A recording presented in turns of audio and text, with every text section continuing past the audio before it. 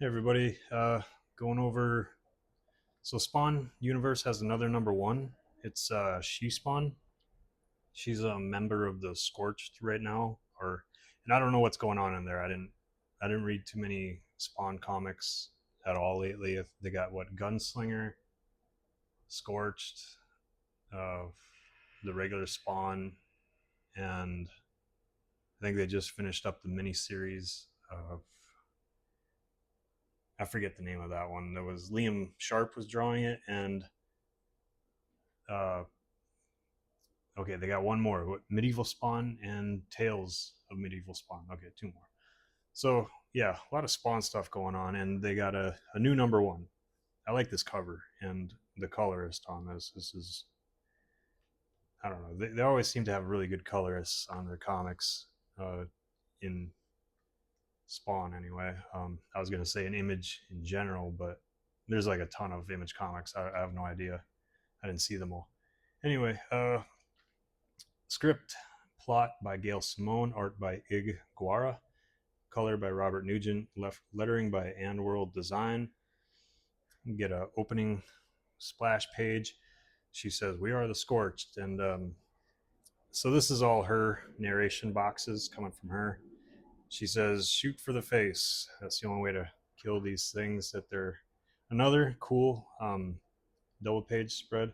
I like the art in here for the most part. The coloring really um, I don't know. I'm not familiar with Robert Nugent, but the coloring is really nice, and the shots are pretty good, dynamic and stuff. So they're fighting these like blob, like weird looking creatures, and she's gives a quick rundown of all the characters of I mean the team of four.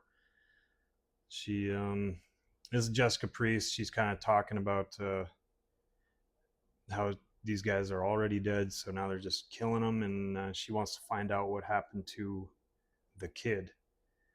And then this guy's talking to her, says it's an experiment. So I don't know.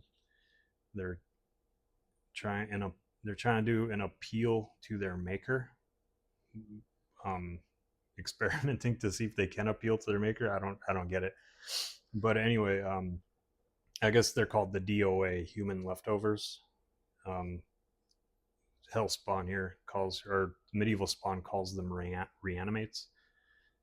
Um, but anyway, it did not succeed, is what this guy says. And she did not survive. And she's like, her name was Stacy, and anyway, she kills this guy. But yeah, because that one didn't succeed, they got a bunch of other kids that they're going to try to I don't know, whatever experiment they're doing to appeal to a maker. It sounds like it's going to get worse, and so Jessica Priest is her name. The She Spawn. She hit her limit of what she could see. She basically says how she's seen like the worst stuff. She's been a soldier her whole life and a grunt mercenary special agent. She ate the worst kind of food, and anyway, she hit her limit. She passes out. She dreams of, I guess the kid's name was Stacy, and she wakes up. She's got to take off to be solo, so she could have the She Spawn, so it could be her number one comic. Um, she's gonna take off anyway. She makes a comment about how her parking is so expensive. It is more than rent in some parts of the country. And she says she has a Beamer and her dad's shitty old Chevy, which this is kind of funny. I don't know if the writer did this on purpose or what. So it's a Toyota. You got the faded out Y where the Y fell off, I guess. And then just to hit it home even more, they got Toyota written on there again. So like I don't know, was that like an intentional joke? Like the stereotypical women don't know anything about cars, so she thinks it's a Chevy, but it's really a Toyota. Um, anyway, she's taken off driving, thinking of about what she's gonna do. She's going to her dad's cabin, I guess, somewhere in the woods or in the country. Stops at a gas station. Immediately in the gas station, we got these guys come in and like it's from the Spawn comics that I read. It's like the whole world is just like filled with these like assholes. Like everyone's a jerk. Um, and then okay, so he comes in with a burn here. He's trying to do is, hey, sweet cheeks, nice truck. How much does it cost to park at the dump anyhow? And she comes back with a quip. Hey, I like your truck too. I bet you can fit all your tampons in the bed of that thing. And then immediately like overreaction. He's like, you bitch, and he punches at her. That's a pretty dynamic punch too. So he's like, give it all he had. He's gonna. And this guy, his buddy here, looks surprised too. Like, what the hell? Can't take a joke. So she grabs a glass bottle, smashes it over his face, and then she describes how she hit his head on that ice cream freezer for a few seconds because she's probably not the first woman he did that try to punch with his full force. It's just yeah. The Spawn world is full of a bunch of bad guys, and I thought this was kind of cool. So she goes, we all. I mean, I got the idea that she's gonna pop their tire, but she's not even. The narration isn't even about what she's doing, her actions, which I thought was pretty cool. So you're telling like two stories with the what do you call real estate you have.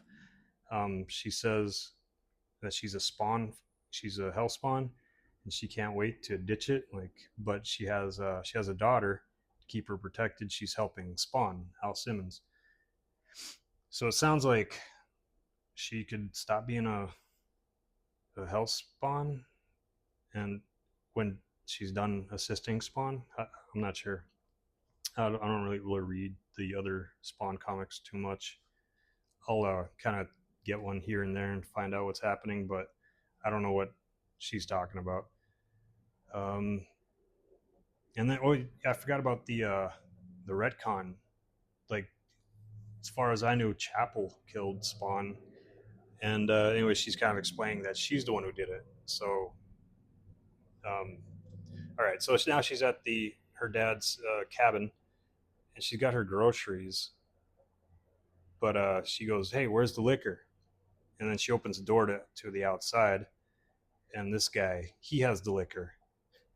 He took it, and like I don't know, did she, if she had, because I assume she had the groceries with her in the truck, unless she like I don't know. This is like me helping out the the story here in my own head is like okay, so over here she doesn't have the groceries, so maybe she put them in her truck, and then this guy took it at the gas station and then followed her here, or she had it in the bed of the truck and then he took it out of the bed of the truck and hopped off and he's hiding somewhere in the woods. I don't know. Anyway, it would have been a lot cooler if they could have clearly shown that because it wouldn't have stopped me and took me out of the story to try to figure that out. But anyway, she's gonna kill him. But he goes, "Hey, don't you care about your little daughter? Because he's just here to help." And she's like, "Well, you got 1 minute. Tell me." And then he goes, Stick Candy. It's quite a name there. And his description is pretty as a lollipop and twice as sweet. It's a stupid thing. Um, and then anyway, she tells him, she goes, "There's this church. He calls it a cult. They got a kid. They don't want the kid to save the world because the kid's supposed to save the world. They want to brainwash the kid and I guess bring in the end times." And Jessica says to herself, "I want to think he's lying, but something deep and dark tells me he isn't." And she even says this over here again. The woman in me wants to believe he's lying, but apparently some for some reason she has to believe him. And I don't know, maybe she's still like got some psychotic break that she had when she fainted earlier in the comic, and so she's up to believe anything or not even question it because like she doesn't know this guy. How does he know about her daughter?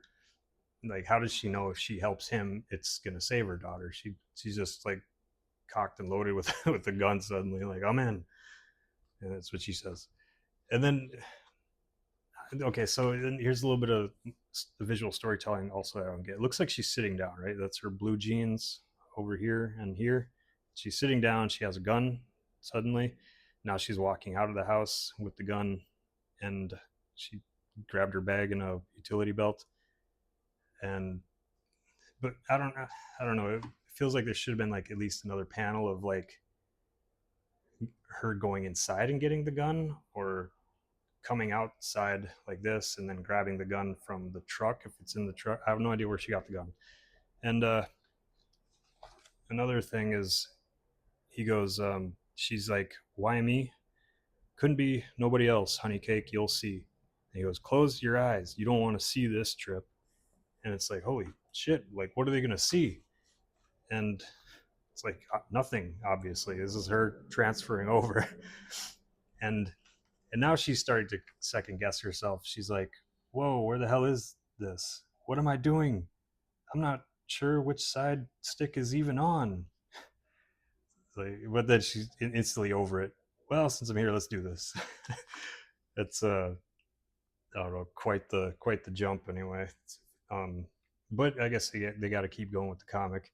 So she uses her gun to look down this barrel or the scope, and she sees these I don't know what you call them, clergymen or something, and they hit a kid, looks like a kid with a mask on, and she decides not to use all the equipment she brought. She just turns into the hell spawn, freaks these guys out, and then she looks like she lights that guy on fire or drops him in a fire.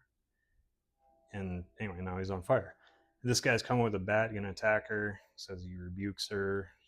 I don't exactly know what rebuke means, but anyway, she disarms him, and she goes Melina from Mortal Kombat face on him. She says she what's she doing? Oh, so anyway, she's like just scaring him, move and beating him up a little bit, and she goes, "Just give me your cell phone and car keys." And they had to write that in there because you don't see her taking any cell phone or car keys. Here's the next panel. Like, I don't see any car keys or a cell phone. But anyway, she decides to let him live because she's in a hurry. But she'll be back if the kid doesn't recover. And this kid has a lot of blood all over him. Um, and then they're like, hey, no, this kid's going to bring the end of times. And she's like, I'll take my chances. Makes a gun out of her, I think it's called their ectoplasmic power or whatever. And she's shooting it. She tells the kid to get down and or keep your head down. And now she's driving the car, which which explains why she took the keys from this guy, but they didn't show her taking the keys. In any case, so this guy has like a bat or something, and it looks like he's gonna. I guess he's going to attack them, but then she goes, "They, holy shit, they're not aiming at me. They're aiming at the kid." But I see no weapons in any of these people's hands. Like, aiming what?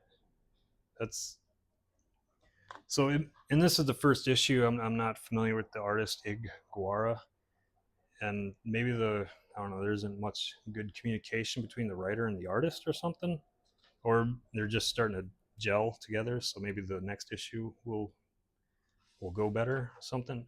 But anyway, she goes, "We're clear, kid. I think. No, we're clear, kid. I think. Do you know how to get out of here? No, they grabbed me off the bus. Okay, it's okay. Just relax. You got a name? It's Al." And she's like freaked out, and it's Al Simmons. So she must have went back in time, I'm guessing, and that's why it had to do with her daughter, because I guess she has to help Al Simmons to keep her daughter protected. And anyway, this is Al, I guess, when he's younger. So it kind of leaves you on a cliffhanger and a little bit of mystery of like, well, what's this all about?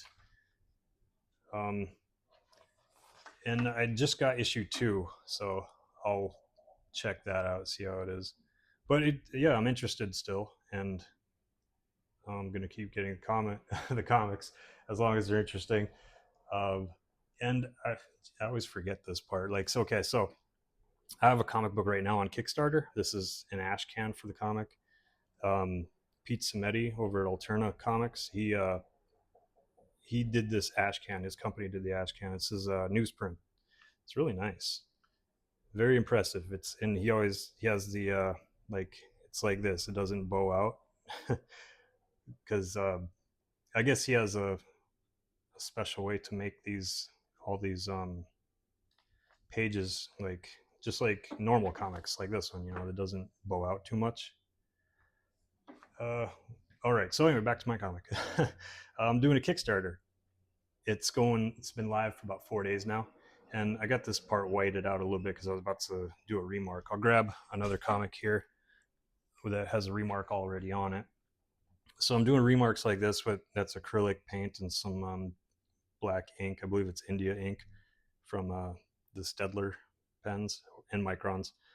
Uh, so every remark that I do and go on a live stream, I'll just do like a number generator of all the backers that I have at the time of the stream, and then yeah, randomly pick a number, and whichever backer that is, for however many backers I have at the time, yeah, they'll win a remark, and it'll be on most.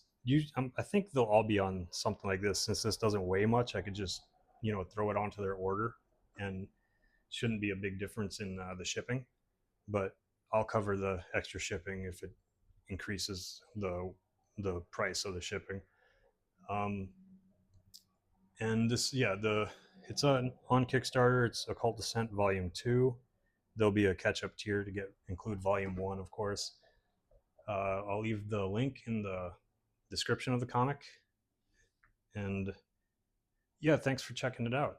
I'll catch you guys later. Take it easy.